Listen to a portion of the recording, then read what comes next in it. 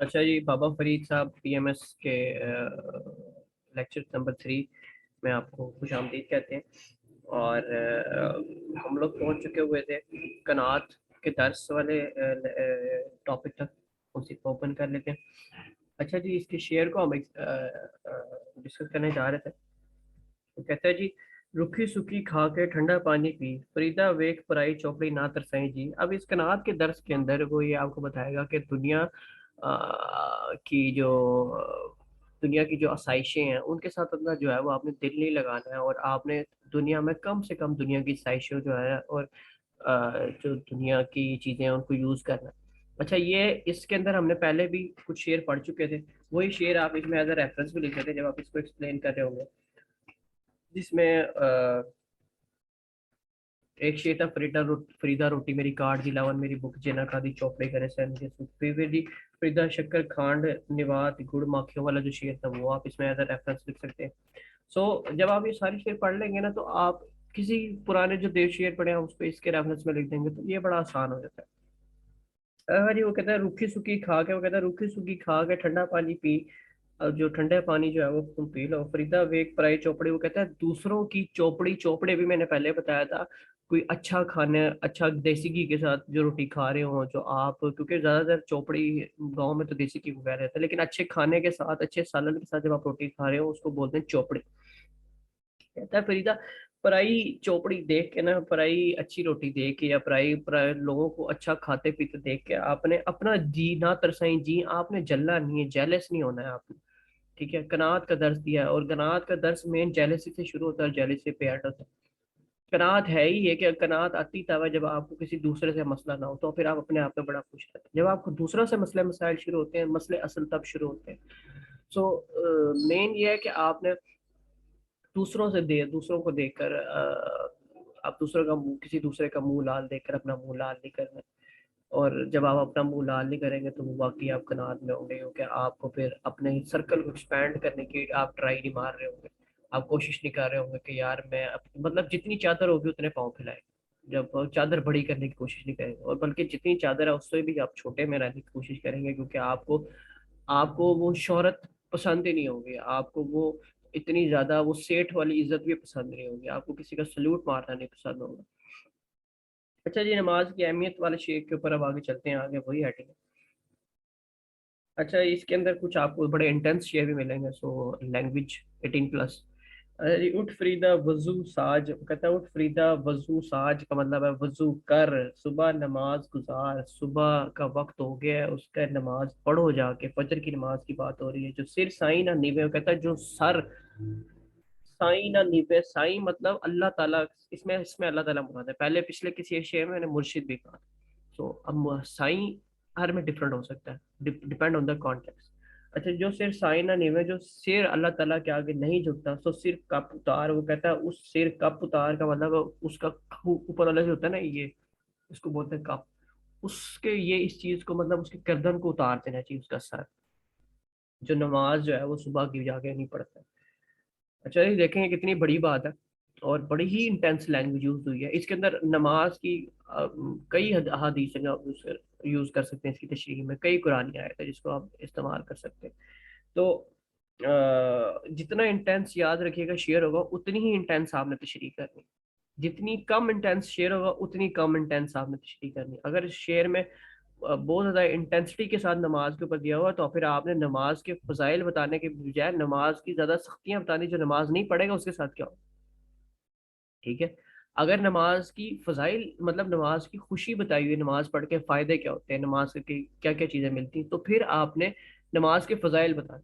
अगर इसमें नमाज ना पढ़ने के मसले मसाइल लिखे हुए हैं कि आपके साथ या उस पर गुस्से का इजहार किया गया, तो फिर आपने ना पढ़ने के मसले मसाइल बताने, और ना पढ़ने के गुनाह बताने, ना पढ़ने की उससे क्या क्या चीज़ें ख़राब हो सकती हैं। और जैसे वो है ना, नमाज वो है जिसने जानबूझकर नमाज छोड़ी उसने कुफराना रविश इख्तियार की। अब ये जो बात जब आप लिखेंगे, ये तब लिखेंगे जब उसने नमाज ना पढ़ने वालों की बात की होगी और गुस्से का इजहार किया हो। और ये कि नमाज जन्नत की कुंजी है, ये बात अब तब लिखेंगे जब उसने नमाज के फजाइल बयान किए होंगे, नमाजी की तारीफ की होगी। ठीक है, یہ بھی ذرا اس کو ذہن میں رکھنا ہے. فریدہ بے نمازہ کتے اے نہ بھلی ریت کبھی چلنا آیا پنجے وقت مسیح. وہ کہتا ہے فریدہ بے نماز کتیا مطلب کتا ڈوگی ڈاگ. اچھا فریدہ بے نمازہ کتیا اے نہ بھلی ریت, بھلی مطلب اچھی ریت طریقہ. وہ کہتا ہے فریدہ یہ اچھا بے نمازی آدمی یہ اچھی اچھی طریقہ نہیں ہے. کبھی چلنا آیا, وہ کہتا ہے کبھی بھی نہیں تم آئے پنجے وقت مسیح. وہ کہتا ہے مسجد تو آتے ہو لیکن 5 وقت کی نماز تم کبھی پڑھنے نہیں آتے. اچھا اس کے اندر ان لوگوں سے بھی ایڈریس کیا گیا جو لوگ نماز تو پڑھتے ہیں لیکن 5 وقت کی نہیں پڑھتے ہیں, جو لوگ نماز تو پڑھتے ہیں لیکن گھر میں پڑھتے ہیں, جو لوگ نماز تو پڑھتے ہیں لیکن کبھی پڑھ لیتے ہیں کبھی چھوڑ دیتے ہیں. اچھا جی اٹھ فریدہ ستیا. وہ کہتا ہے سوئے ہوئے آدمی اٹھو جھاڑو دے مسجد جا کے جھاڑو دو. تو ستا رب جاگتا, تو سوتا رہے اور تیرا رب تجھے جاگ کے پکارتا رہے. وہ کیا کہتے ہیں کہ تہجد کے وقت یا فجر کے وقت اللہ تعالیٰ جو ہے وہ 7ویں آسمان پہ نیچے آ جاتے ہیں اور وہ آ کے سب کی جو ہے وہ گزارشات سنتے ہیں, جو کوئی اللہ تعالیٰ سے بات کرنا چاہ رہا ہوتا ہے وہ سنتے ہیں. تو کہتے ہیں تو ستا رب جاگدا. اس سے مطلب یہ ہے کہ اللہ تعالیٰ تمہارے سب سے قریب ہوتے ہیں اس ٹائم پہ اور تم سے بات کرنا چاہ رہے ہوتے ہیں لیکن تم سو رہے ہوتے ہو.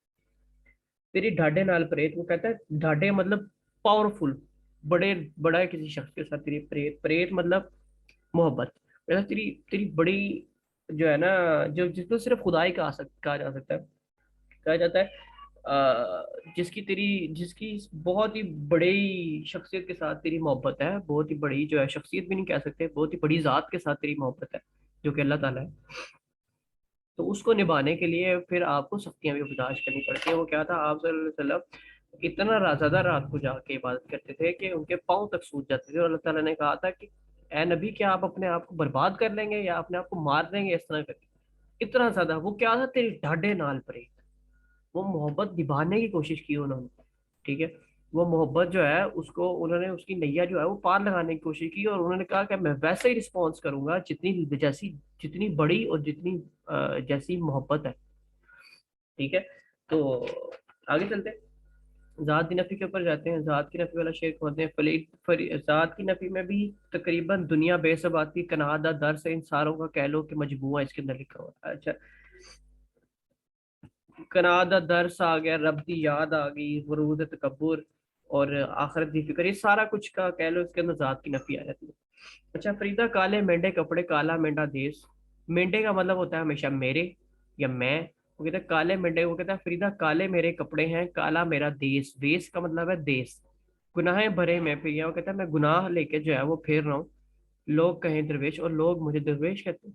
تو یہ اس کے اندر انسان کی 2 شکلوں کی بات دوسری کہ انسان 2 شکلوں میں ایگزسٹ کرتا ہے. ایک وہ جو کہ لوگوں کے سامنے ہوتی ہے, اور ایک وہ جو اس کو اپنی شکل خود پتا ہوتی ہے. وہ کہتے ہیں اپنے گریماوچ سر نیوا کر دیکھ فریدہ جے تو اپنے لطیف کالے لکھنا لکھ اپنے گریماوچ. تو یہ وہی بات ہے کہ فریدہ کالے مینڈے کپڑے کالا مینڈا دیس. کہتا ہے میرے کپڑے بھی کالے ہیں اور میرا دیس بھی کالا ہے, لیکن لوگ مجھے درویش سمجھتے ہیں کیونکہ لوگ بھی کالے, لوگ خود بھی یہی کرٹیسزم اور ان ساری چیزوں کے اوپر جو ہے وہ لگے ہو. اور آج کل تو جو جتنا بڑا گناہ گار ہوتا ہے لوگ اس کو اتنا زیادہ سپورٹ کرتے ہیں, لوگ اس کو اتنا زیادہ لائک کرتے ہیں. آپ کو کیا لگتا ہے جو ہمارے گروپس میں جو ہمارے دوستوں میں سب سے زیادہ جس کا مطلب جس کے برے کام ہوتے ہیں وہ زیادہ فخر سے آ کے بتاتا ہے میں نے تو یہ بھی کیا, میں نے تو وہ بھی کیا. تو وہ یہی بات ہے کہ جس کے سب سے زیادہ گناہ ہوتے ہیں وہ لوگ اس کو درویش ماننے لگ جاتے ہیں, لوگ اس کو اپنا ولی ماننے لگ جاتے ہیں, لوگ اس کو اپنا رہنما ماننے لگ جاتے ہیں. اچھا جی برداشت ہے حسن سلوک کے اوپر چلتے ہیں. برداشت ہے حسن سلوک میں سب سے پہلا ہے جی فریدہ جوتے مارن مکیاں تنہا نہ ماری گھم. آپ نے گھر جائیے پیر تنہا دے چم.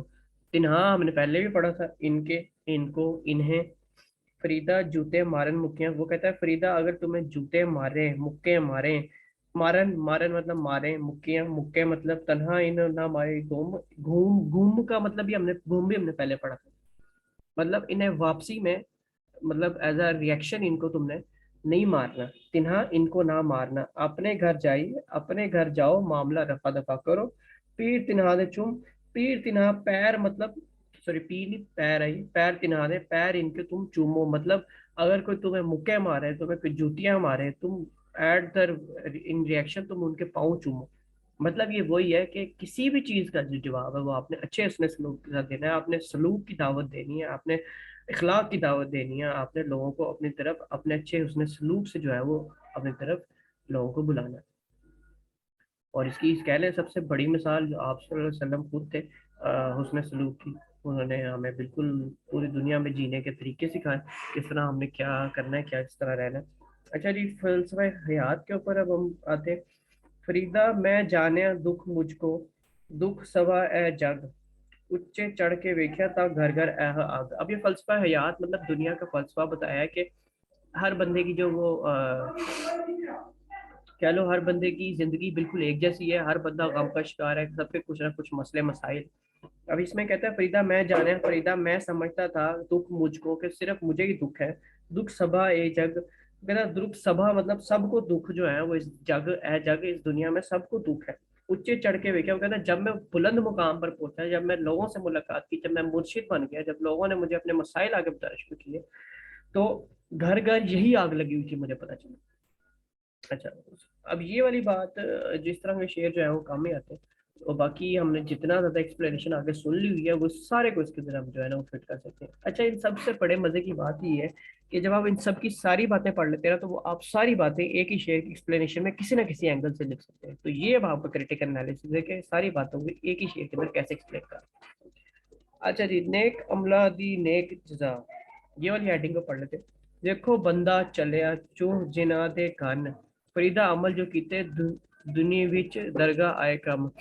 تو کہتے ہیں دیکھو بندہ چلے، دیکھو انسان جا رہا ہے چوہ جنیا، چار جن لوگوں، جنیا مطلب لوگ، لوگوں دے گن مطلب کندھوں پہ.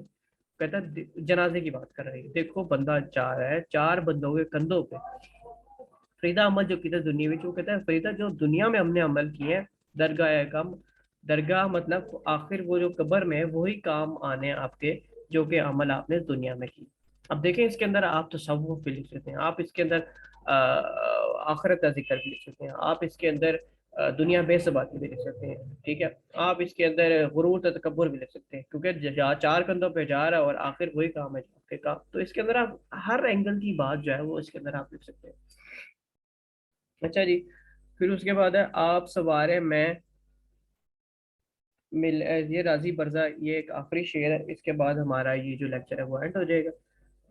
آپ سوارے میں ملے، میں ملیا سکھ ہو، فریدا جے تو میرا ہو رے سب جگ تیرا ہو. وہ کہتا ہے فریدا آپ سوارے میں ملے، وہ کہتا ہے آپ سوارے میں ملے، ملے کا مطلب ہے میرے ساتھ ملے گا. میں ملیا سکھ ہو، سکھ ہو کا مطلب ہے دکھ ختم ہو. اچھا، یہ حدیث قدسی ہے کہ اس کا مفہوم ہے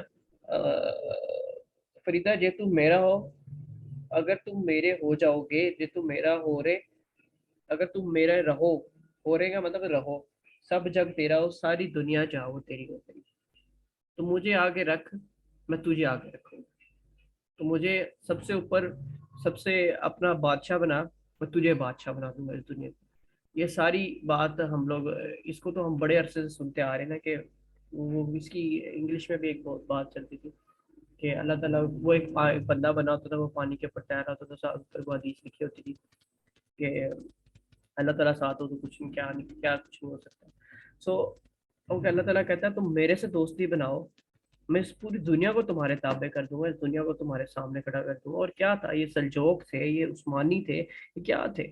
انہوں نے اللہ تعالیٰ کے ساتھ دوستی بنائی، اللہ تعالیٰ کی راہ پہ چلے، اللہ تعالیٰ کی راہ میں لڑے، اللہ تعالیٰ کے لیے اپنا سب کچھ داؤ پہ لگایا. اللہ تعالیٰ کی مدد آج کل کیوں نہیں آتی ہے؟ اللہ تعالیٰ کی مدد اس لیے نہیں آتی ہے کیونکہ ہم لوگ اپنا سارا کچھ اللہ کی راہ میں لگاتے ہی نہیں. اللہ تعالیٰ کی مدد تب آتی ہے جب آپ نے اپنا سب کچھ جو ہے وہ جوئے پہ لگا دیا ہو. اللہ تعالیٰ کی راہ میں کا جوا بھی ہے، بھی ایک جوا ہی ہے نا، اپنی اپنی جان تک لگا دینا، جان کا جوا ہے نا یہ. لیکن یہ اللہ تعالیٰ کی راہ میں جس میں ہمیشہ فائدہ ہی ہوتا ہے. سو اللہ تعالیٰ کی مدد تب آئے، یاد رکھیے گا اللہ تعالیٰ کی مدد صرف تب آتی ہے جب آپ اللہ تعالیٰ کی راہ میں جوا لگا دیں، اپنی جان کا، اپنے مال کا، سب کچھ جب داؤ پہ لگائے نا، تب اللہ تعالیٰ کی مدد آئے گی.